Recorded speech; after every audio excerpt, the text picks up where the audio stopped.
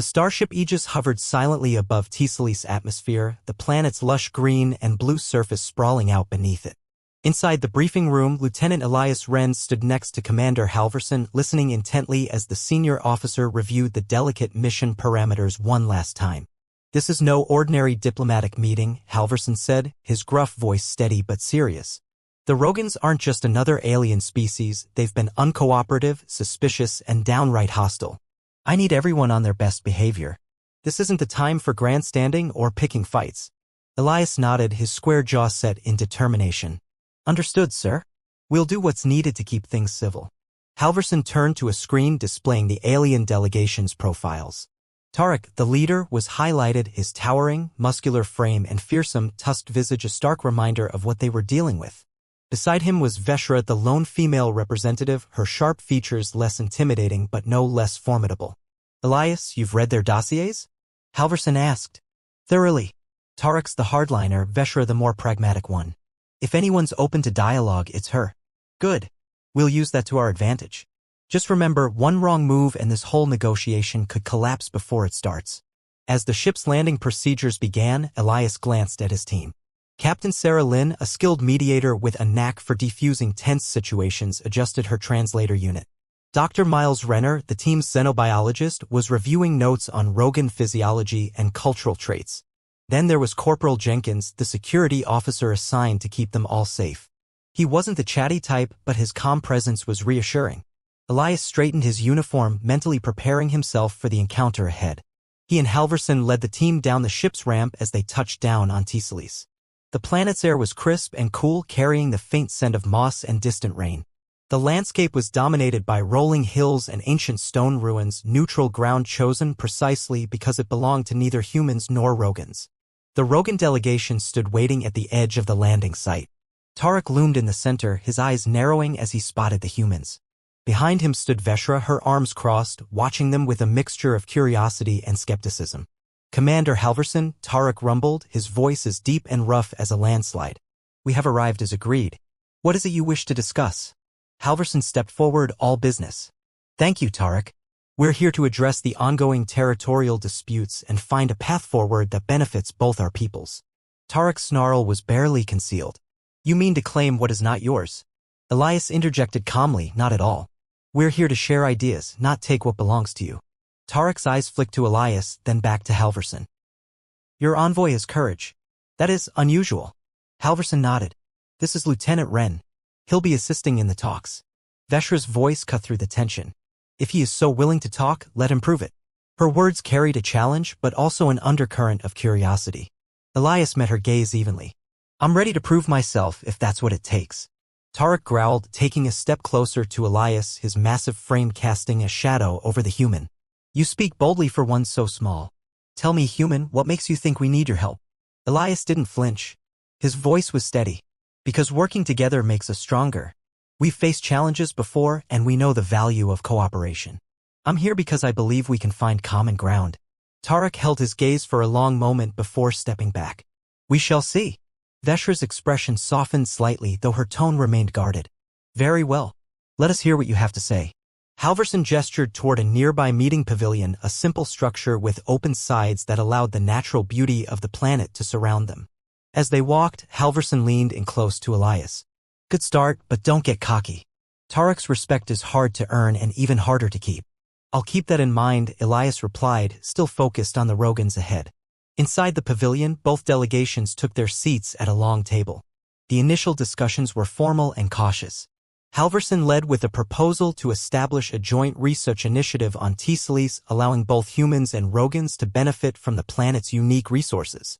Tarek was skeptical, questioning the humans' motives at every turn. Elias noticed Veshra's subtle reactions.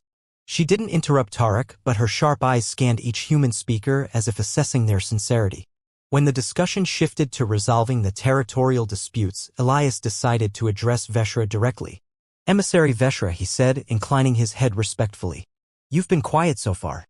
I'd like to hear your thoughts on how we can move forward." She regarded him for a moment before speaking. "You assume I have thoughts on the matter?" "I assume you have valuable insights," Elias replied. "And I'm genuinely interested in hearing them."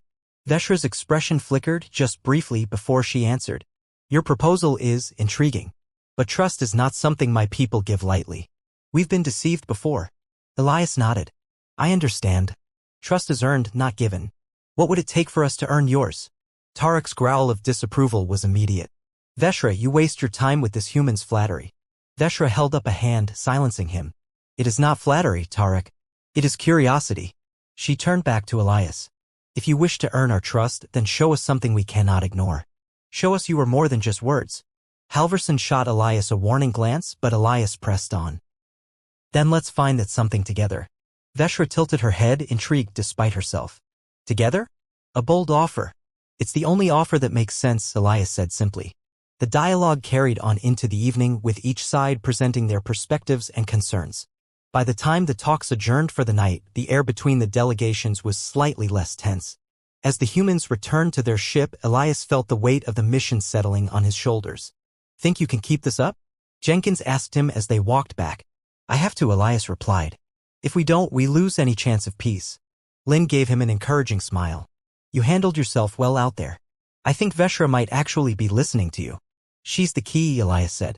If we can win her over, we might have a shot at making this work. Renner chimed in, just remember, she's still Rogan. Don't let your guard down. Elias nodded, though his thoughts were already racing ahead to the next day's negotiations.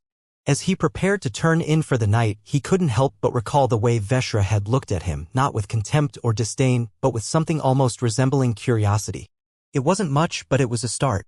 The morning sun broke over Tisali's horizon, casting long shadows over the ancient ruins that surrounded the neutral meeting ground. The human delegation assembled under a makeshift pavilion, its canopy stretched taut against the light breeze. Elias and Commander Halverson stood side by side, their faces set with determination.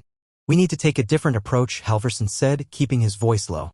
Tarek isn't going to budge, but I'm starting to think Veshra might be open to reason.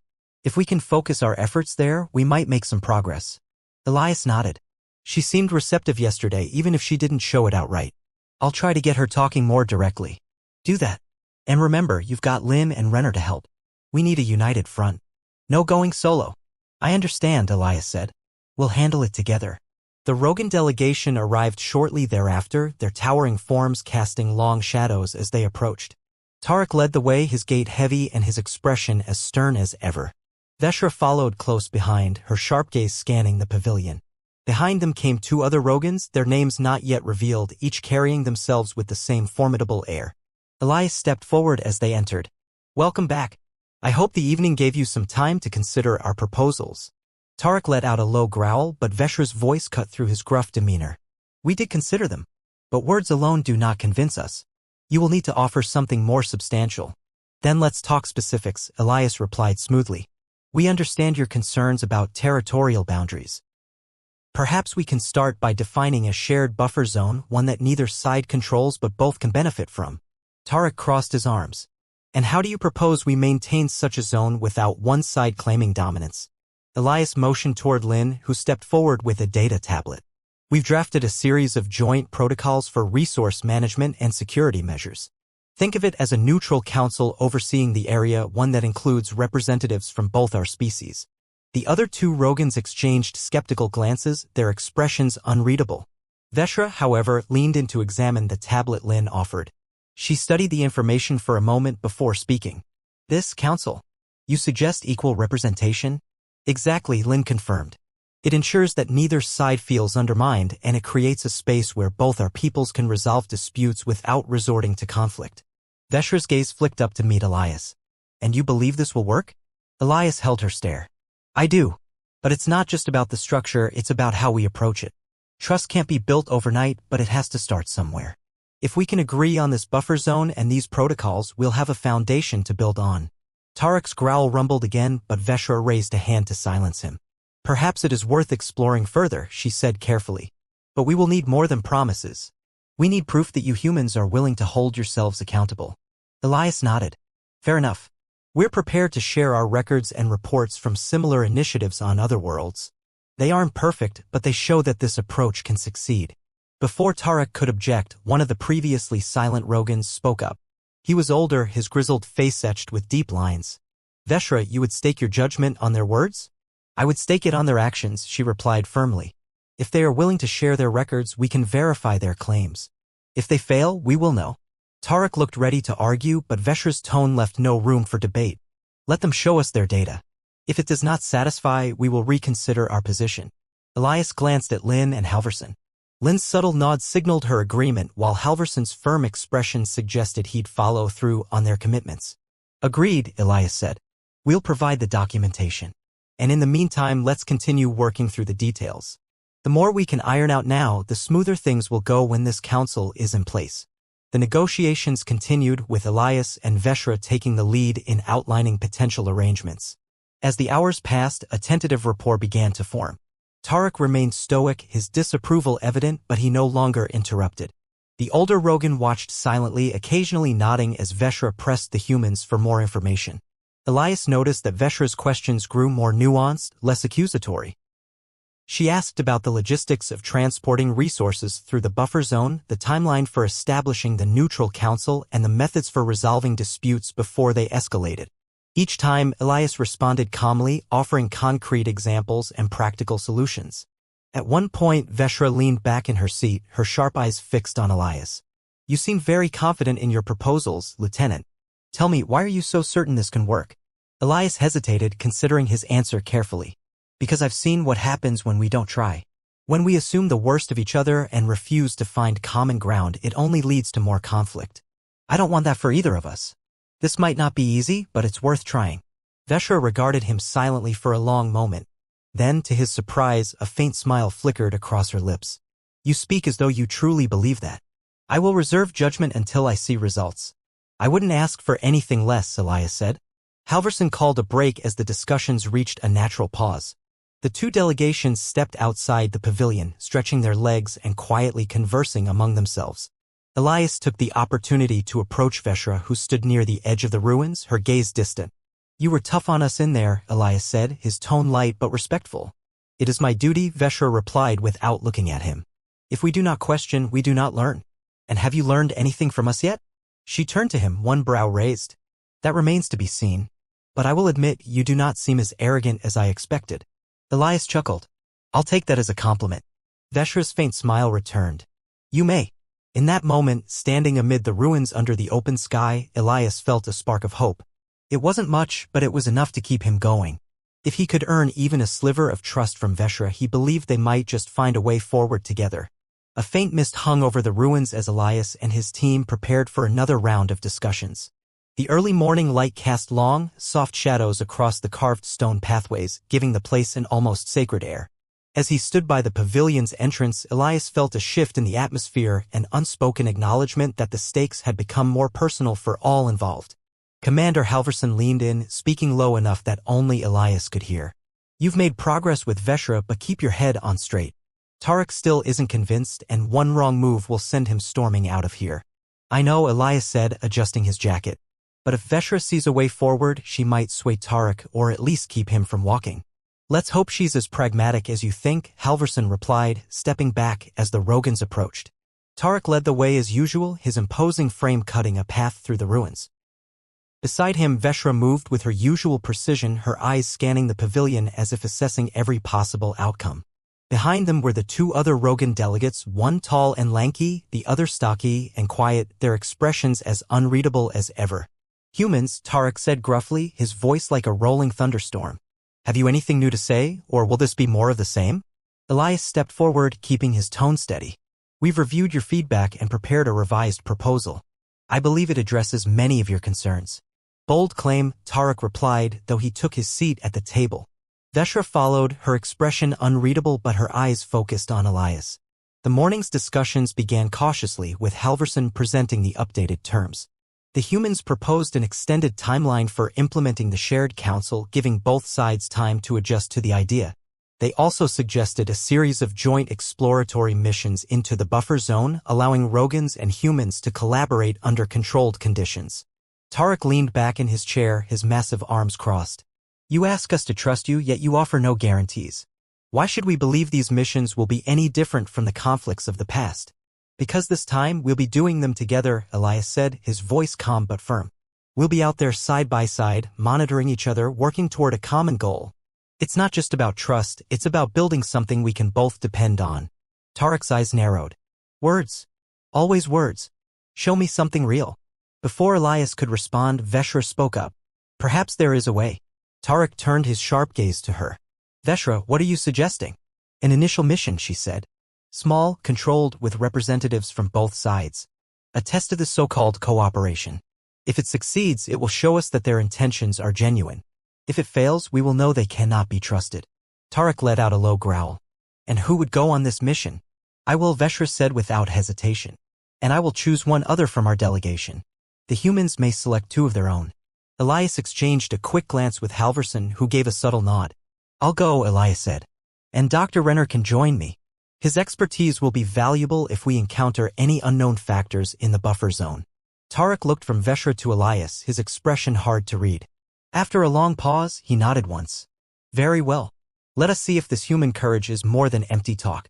The arrangements were made quickly. By midday, the small group had set off from the pavilion, traveling deeper into the ruins. The path wound through dense greenery and crumbling stone structures, the air growing cooler and more humid as they descended. Elias walked alongside Renner, who carried a portable scanner, its display flickering with readings of the local flora and fauna. Behind them, Veshra kept pace with a younger Rogan named Koruk, whose quiet demeanor contrasted sharply with Tarek's bluster. Koruk spoke rarely, but when he did, his deep voice carried a thoughtful tone that suggested he was more than just muscle. What exactly are we looking for? Renner asked, his eyes scanning the surroundings.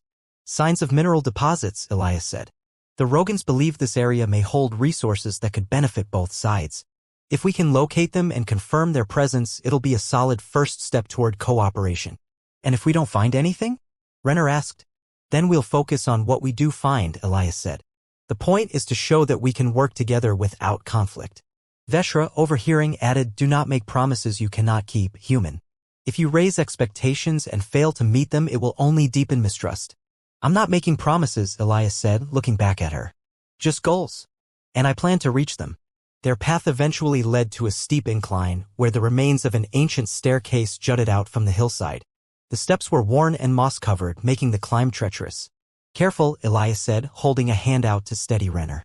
I've got it, Renner replied, his voice tense but determined. Veshra watched them with interest. You seem accustomed to these ruins. Do humans often explore such places? We've had our share of ancient sites back on Earth, Elias said. But nothing quite like this. Koruk, speaking for the first time, rumbled, then you should tread carefully. These stones have stood for millennia. They do not forgive carelessness. Elias glanced at the Rogan, surprised by the poetic tone of his words. I'll keep that in mind. As they climbed, the atmosphere shifted. The air felt heavier, the ruins growing more imposing with every step. Eventually, they reached a wide plateau where the remnants of a large structure loomed ahead. Its walls were adorned with intricate carvings, some faded with time, others still. Ink. She approached the wall, running her clawed fingers over the carvings. These markings are older than I expected.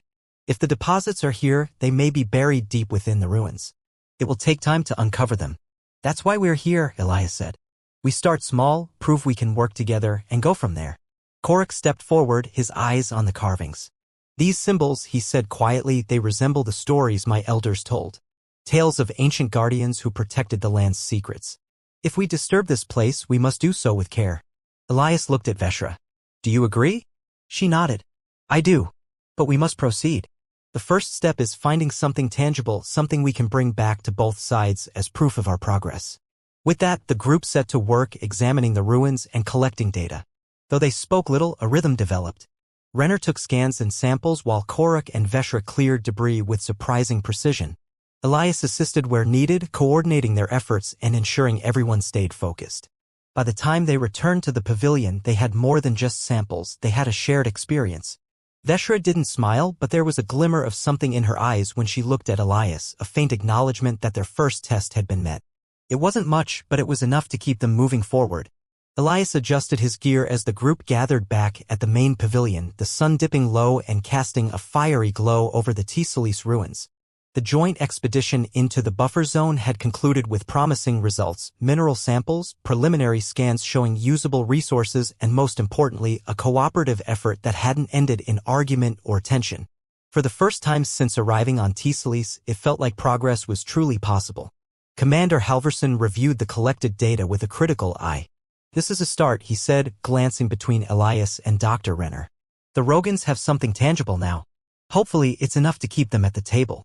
It's not just the data, Elias replied. It's the fact that we did this together. Veshra and Korak worked alongside us without any issues. If we keep building on that, the buffer zone might actually work. Halverson gave a short nod. That's what we're betting on. Just remember, Tarek is still skeptical. Don't assume the fight's over. I wouldn't dream of it, Elias said, grabbing a drink from a nearby supply crate. Lynn joined them, her face weary but relieved. It went better than I expected. Veshra seemed genuinely interested in the ruins. She even asked me about Earth's archaeological practices on the way back. That's something at least, Elias said. If we can keep her engaged, she might help sway Tarek's stance. Renner stepped in, holding his scanner. And let's not forget, the preliminary analysis on the samples looks promising. If these deposits turn out to be as valuable as we think, it'll give both sides a strong incentive to cooperate. I'll take all the leverage we can get, Halverson said. But let's not lose sight of the bigger picture. This is about more than just resources, it's about proving we can coexist without conflict. Elias raised his drink in a mock toast. Here's to proving it. That evening, the pavilion was quieter than usual. The teams had gone over the findings and prepared their final presentations for the next day's negotiations. The tension that had weighed on them since the start of the mission had eased, replaced by a cautious optimism. Elias wandered the ruins, hoping to clear his mind before tomorrow's discussions. He wasn't surprised to find Veshra there, her imposing silhouette outlined by the planet's twin moons. She stood near the edge of a crumbling wall, her gaze fixed on the horizon. Couldn't sleep either? Elias called out as he approached. Veshra turned slowly, her expression neutral. I find this place calming. The silence helps me think. I was hoping for the same, Elias said, stopping a few feet away. It's been a long few days. Veshra tilted her head, studying him. You have carried yourself well, Lieutenant. Even when Tarek tested your patience, you did not falter. It's not always easy, Elias admitted. But I believe in what we're trying to accomplish here. If we can get through to Tarek, the rest will follow. Veshra's gaze returned to the horizon. Tarek is not easily swayed. He has seen too much loss, too many broken agreements. It is why he guards our people so fiercely. I understand his caution, Elias said. But fear of the past shouldn't stop us from building a future. Veshra's eyes flicked back to him. You speak as though the future is certain. Yet there are no guarantees. True, Elias said, stepping closer. But we have to start somewhere. Trust isn't built overnight and it's not perfect. It's earned one step at a time. They stood in silence for a moment, the only sounds coming from the gentle rustle of leaves in the breeze. Then Veshra turned fully toward him, her gaze unwavering. Do you truly believe we can bridge the divide between our peoples? Elias met her eyes. I do. We've already taken the first step. Veshra's expression softened just slightly. You are different from the humans I have encountered before. You do not speak of conquest or superiority. You speak of cooperation. That is rare. I'm just one man, Elias said. But if one person can make a difference, then why not try?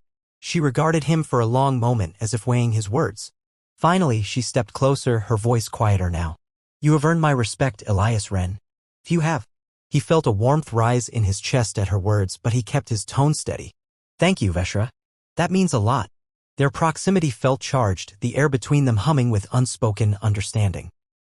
Veshra's gaze lingered on his face, her eyes searching for something. Elias found himself holding his breath, uncertain of what might happen next. Before either of them could speak again, a low voice interrupted.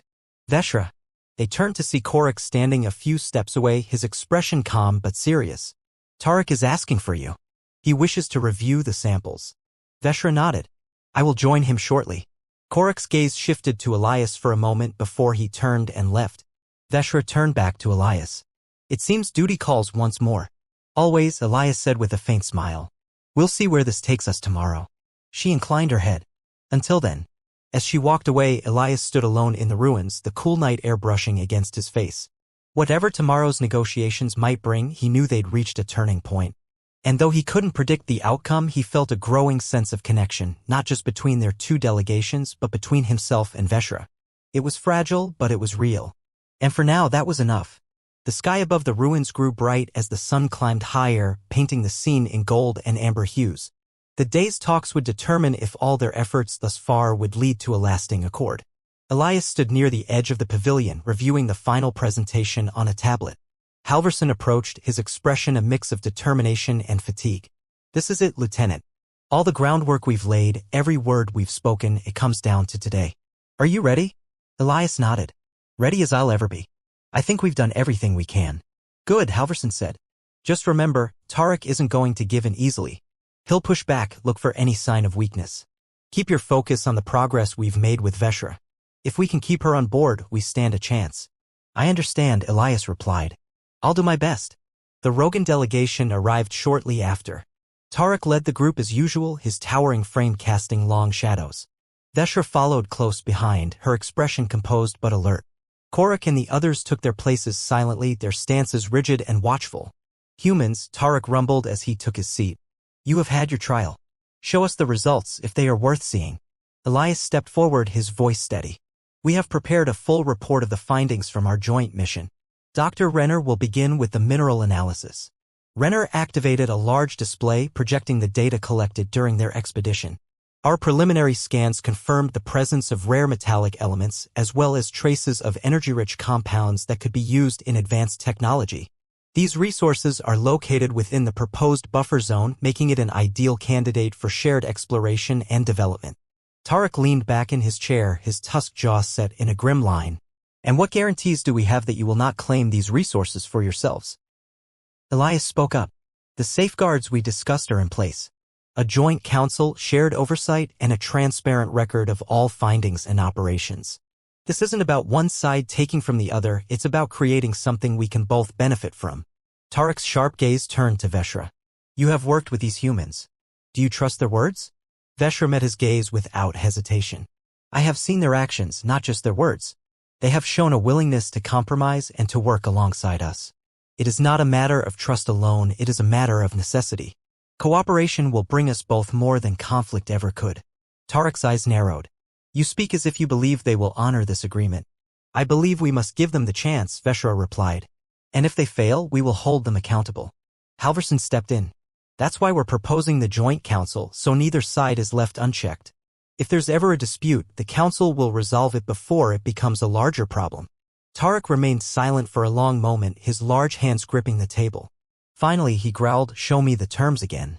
Elias handed over a data tablet with the updated agreement. Tarek read it in silence, his expression as stony as ever. Veshra, seated beside him, leaned slightly closer as if prepared to speak again if needed. After what felt like an eternity, Tarek set the tablet down. You were fortunate that Veshra sees something worthwhile in you. If it were up to me, I would send you back to your worlds with nothing. Elias didn't react to the insult. Instead, he said, thank you for considering our proposal. I know this isn't easy, but I truly believe it's the right path forward. Tarek stood abruptly, towering over the table. I will agree to these terms. But hear me well, humans, if you break this agreement, we will not give you a second chance. We understand, Halverson said calmly. We won't let it come to that. Tarek's gaze swept over the human delegation once more before he turned and walked away, followed by the other Rogans. Veshra lingered a moment longer, her sharp eyes locking on to Elias. You have earned this opportunity, Elias Wren, she said quietly. Do not waste it. I won't, Elias promised. Thank you for believing in us. She nodded once before following her delegation. Halverson let out a long breath. Well, that's that. Let's hope we can live up to their expectations. We will, Elias said. We have to. As the delegation returned to the Aegis, the weight of the day's accomplishments began to sink in. They had achieved what many thought impossible, an agreement that set the stage for cooperation rather than conflict. Lynn and Renner joined Elias in the observation lounge where the stars spread out like a vast sea of possibilities. Do you really think this will last? Lynn asked, her voice soft. Elias leaned back in his chair, looking out at the endless expanse. It's a start. That's all it can be right now. But sometimes a start is all you need. Renner nodded, his usual skepticism giving way to a small, hopeful smile. It'll take a lot of work. But at least we're not at each other's throats. Lynn chuckled. I'll take that as a win. Elias smiled faintly, though his thoughts drifted to Veshra. She had taken a risk by supporting the agreement, and he knew it hadn't been an easy choice. Her courage and willingness to trust gave him a sense of purpose he hadn't felt in a long time. As the ship hummed softly around them, Elias found himself looking forward to the work ahead. It wouldn't be easy, building something meaningful never was, but for the first time in years, he felt like he was part of something that truly mattered. And that was more than enough to keep him moving forward.